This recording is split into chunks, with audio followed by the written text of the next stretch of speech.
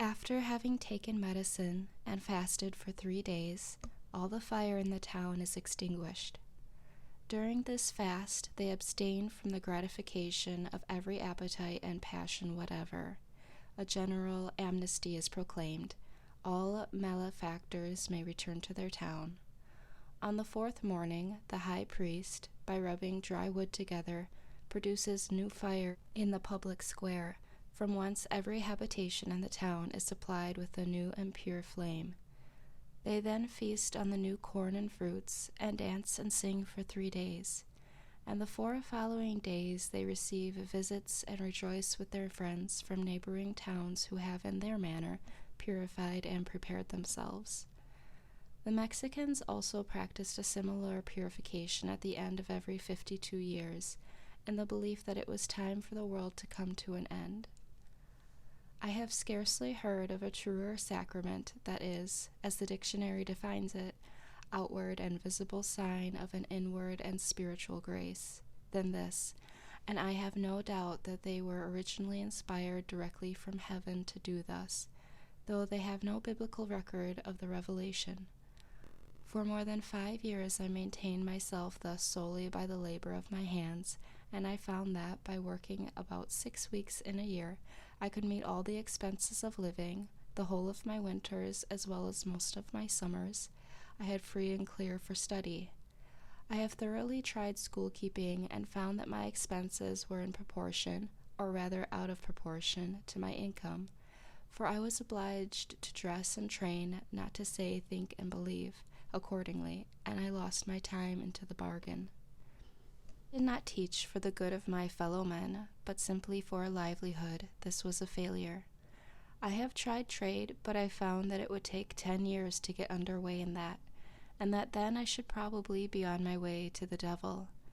I was actually afraid that I might by that time be doing what is called a good business. When formerly I was looking about to see what I could do for a living, some sad experience in conforming to the wishes of friends being fresh in my mind to tax my ingenuity, I thought often and seriously of picking huckleberries. That surely I could do, and its small profits might suffice, for my greatest skills has been to want but little.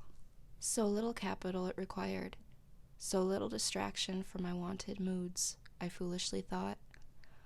While my acquaintances went unhesitantly into trade or the professions, I contemplated this occupation as most like theirs, ranging the hills all summer to pick the berries which came in my way, and thereafter carelessly dispose of them, so to keep the flocks of Admetus.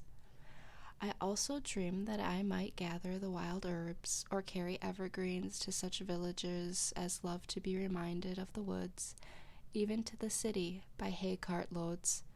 But I have since learned that trade curses everything it handles, and though you trade in messages from heaven, the whole curse of trade attaches to the business.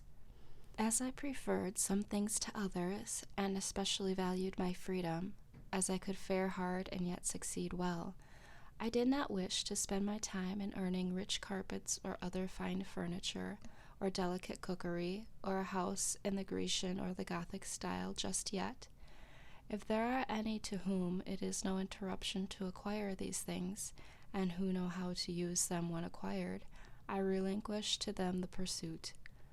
Some are industrious, and appear to love labor for its own sake, or perhaps because it keeps them out of worse mischief.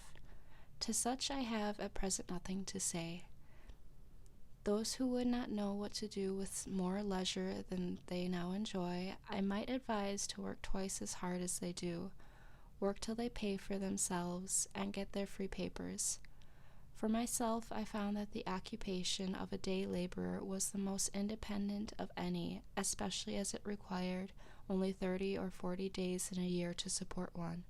The laborer's day ends with the going down to the sun, and he is then free to devote himself to his chosen pursuit, independent of his labor, but his employer, who speculates from month to month, has no respite from one end of the year to the other. In short, I am convinced, both by faith and experience, that to maintain oneself on this earth is not a hardship but a pastime, if we will live simply and wisely, as the pursuits of the simpler nations are still the sports of the more artificial. It is not necessary that a man should earn his living by the sweat of his brow, unless he sweats easier than I do. One young man of my acquaintance, who has inherited some acres, told me that he thought he should live as I did, if he had the means. I would not have anyone adopt my mode of living on any account, for, beside that before he has fairly learned it, I may have found out another for myself, I desire that there may be as many different persons in the world as possible, but I would have each one be very careful to find out and pursue his own way, and not his father's or his mother's or his neighbor's instead. The youth may build or plant or sail, only let him not be hindered from doing that which he tells me he would like to do. It is by a mathematical point only that we are wise, as the sailor or the fugitive slave keeps the pole star in his eye, but that is sufficient guidance for all our life. We may not arrive at our port within a calculable period, but we would preserve the true course. Undoubtedly, in this case, what is true for one is truer still for 1,000, as a large house is not proportionately more expensive than a small one, since one roof may cover, one cellar underlie, and one may separate several apartments. But for my part, I prefer the solitary dwelling. Moreover, it will commonly be cheaper to build the whole yourself than to convince another of the advantage of the common wall. And when you have done this, the common partition, to be much cheaper, must be a thin one, and that other may prove a bad neighbor, and also not keep his side in repair. The only cooperation which is commonly possible is exceedingly partial and superficial, and what little true cooperation there is as if it were not, being a harmony inaudible to men. If a man has faith, he will cooperate with equal faith everywhere. If he has not faith, he will continue to live like the rest of the world, whatever company he is joined to. To cooperate in the highest as well as the lowest sense means to get our living together. I heard it proposed lately that 2 young men should travel together over the world, the one without money, earning his means as he went, before the mast and behind the plow, the other carrying a bill of exchange in his pocket. It was easy to see that they could not long be companions or cooperate, since one would not operate at all. They would part at a first interesting crisis in their adventures. Above all, as I have implied, the man who goes alone can start today, but he who travels with another must wait till that other is ready, and it may be a long time before they get off. But all this is very selfish, I have heard some of my townsmen say. I confess that I have hitherto indulged very little in philanthropic enterprises. I have made some sacrifices to a sense of duty, and among others have sacrificed this pleasure also. There are those who have used all their arts to persuade me to undertake the support of some poor family in the town, and if I had nothing to do, for the devil finds employment for the idle, I might try my hand at some such pastime as that. However, when I have thought to indulge myself in this respect, and lay their heaven under an obligation by maintaining certain poor persons in all respects as comfortably as I maintain myself, have even ventured so far as to make them the offer, they have one and all unhesitatingly preferred to remain poor. While my townsmen and women are devoted in so many ways to the good of their fellows, I trust that one at least may be spared to other and less humane pursuits. You must have a genius for charity as well as for anything else. As for doing good, that is one of the professions which are full. Moreover, I have tried it fairly, and, strange as it may seem, am satisfied that it does not agree with my constitution.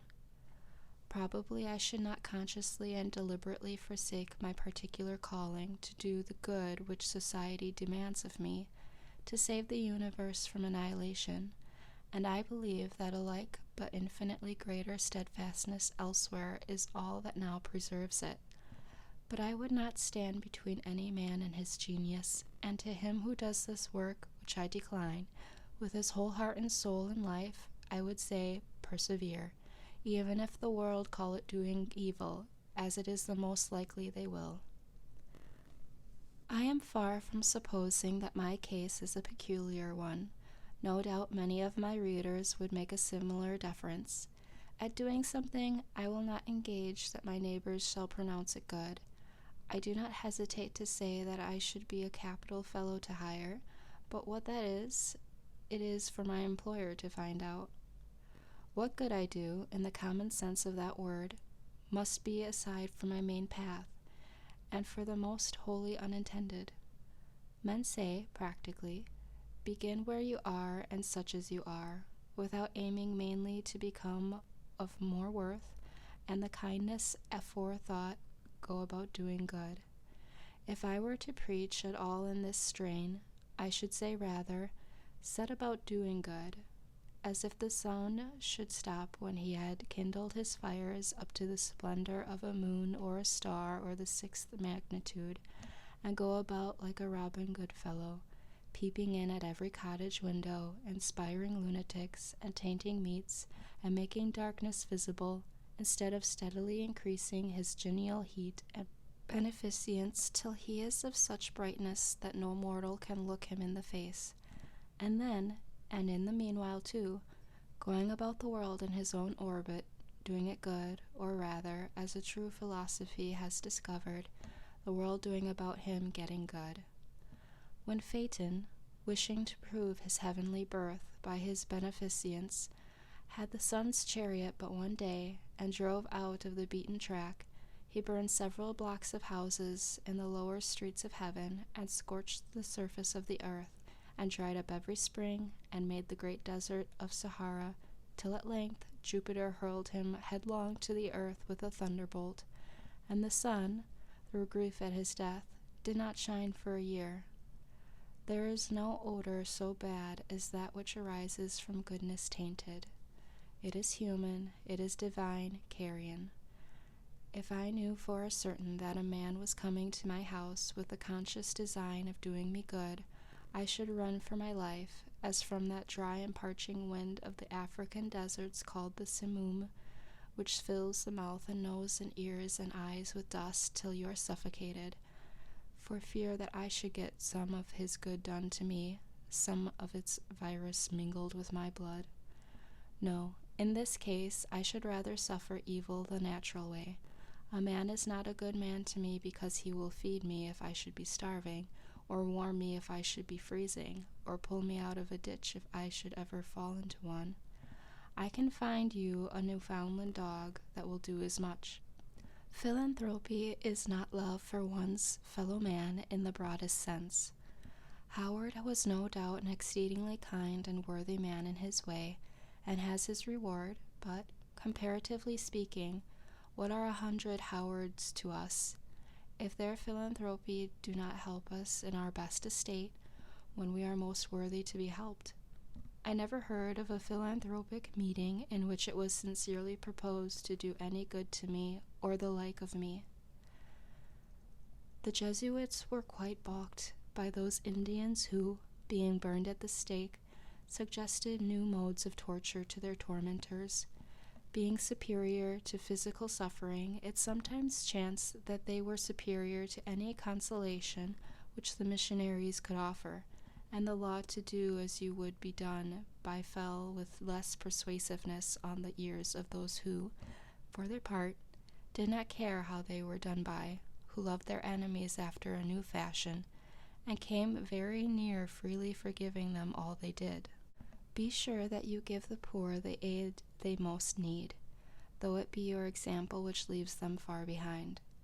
If you give money, spend yourself with it, and do not merely abandon it to them. We make curious mistakes sometimes. Often the poor man is not so cold and hungry as he is dirty and ragged and gross. It is partly his taste, and not merely his misfortune. If you give him money, he will perhaps buy more rags with it, I was wont to pity the clumsy Irish laborers who cut ice on the pond in such mean and ragged clothes, while I shivered in my more tidy and somewhat more fashionable garments, till, one bitter cold day, one who had slipped into the water came to my house to warm him, and I saw him strip off 3 pairs of pants and 2 pairs of stockings ere he got down to the skin, though they were dirty and ragged enough, it is true, and that he could afford to refuse the extra garments which I offered him. He had so many intra ones. This ducking was the very thing he needed. When I began to pity myself, and I saw that it would be a greater charity to dispow on me a flannel shirt than a whole slop shop on him. There are 1,000 hacking at the branches of evil to one who is striking at the root, and it may be that he who bestows the largest amount of time and money on the needy is doing the most by his mode of life to produce that misery which he strives in vain to relieve. It is the pious slave-breeder devoting the proceeds of every 10th slave to buy a Sunday's liberty for the rest. Some show their kindness to the poor by employing them in their kitchens. Would they not be kinder if they employed themselves there? You boast of spending a 10th part of your income in charity. Maybe you should spend the 9/10 so, and done with it. Society recovers only a 10th part of the property then. Is this owing to the generosity of him in whose possession it is found, or to the remissness of the officers of justice? Philanthropy is almost the only virtue which is sufficiently appreciated by mankind. Nay, it is greatly overrated, and it is our selfishness which overrates it. A robust poor man, one sunny day here in Concord, praised a fellow townsman to me because, as he said, he was kind to the poor, meaning himself. The kind uncles and aunts of the race are more esteemed than its true spiritual fathers and mothers. I once heard a revered lecturer on England, a man of learning and intelligence, after enumerating her scientific, literary, and political worthies, Shakespeare, Bacon, Cromwell, Milton, Newton, and others, speak next to her Christian heroes, whom, as if his profession required it of him, he elevated to a place far above all the rest, as the greatest of the great. They were Penn, Howard, and Mrs. Fry. Every one must feel the falsehood and cant of this. The last were not England's best men and women, only, perhaps, her best philanthropists. I would not subtract anything from the praise that is due to philanthropy, but merely demand justice for all who by their lives and works are a blessing to mankind. I do not value chiefly a man's uprightness and benevolence, which are, as it were, his stem and leaves. Those plants of whose greenness withered we make herb tea for the sick serve but a humble use, and are most employed by quacks. I want the flower and fruit of a man, that some fragrance be wafted over from him to me, and some ripeness flavor our intercourse. His goodness must not be a partial and transitory act, but a constant superfluity, which costs him nothing, and of which he is unconscious. This is a charity that hides a multitude of sins. The philanthropist too often surrounds mankind with the remembrance of their own cast-off griefs as an atmosphere and call it sympathy. We should impart our courage, and not our despair, our health and ease, and not our disease, and take care that this does not spread by contagion. From what southern plains comes up the voice of wailing? Under what latitude reside the heathen to whom he would send light? Who is that intemperate and brutal man whom he would redeem? If anything ail man, so that he does not perform his functions, if he have a pain in his bowels even, for that is the seat of sympathy, he forthwith sets about reforming the world. Being a microcosm himself, he discovers, and it is a true discovery, that he is the man to make it, that the world has been eating green apples to his eyes. In fact, the globe itself is a great green apple, which there is danger awful to think of that the children of men will nibble before it is ripe. And straightway his drastic philanthropy seeks out the Esquimau and the Patagonian, and embraces the populous Indian and Chinese villages, and thus, by a few years of philanthropic activity, the powers in the meanwhile using him for their own ends, no doubt, he cures himself of his dyspepsia. The globe acquires a faint blush on one or both of its cheeks, as if it were beginning to be ripe, and life loses its crudity, and is once more sweet and wholesome to live. I have never dreamed of an enormity greater than I have committed. I never knew, and never shall know, a worse man than myself. I believe that what so saddens the reformer is not his sympathy with his fellows in distress, but, though he be the holiest Son of God, is his private avail. Let this be righted, let the spring come to him, the morning rise over his couch, and he will forsake his generous companions without apology. My excuse for not lecturing against the use of tobacco is that I never chewed it. That is a penalty which reformed tobacco chewers have to pay, though there are things enough I have chewed which I could lecture against. If you should ever be betrayed into any of these philanthropies, do not let your left hand know what your right hand does, for it is not worth knowing. Rescue the drowning and tie your shoestrings. Take your time and set about some free labor. Our manners have been corrupted by communication with the saints. Our hymn books resound with a melodious cursing of God and enduring him forever.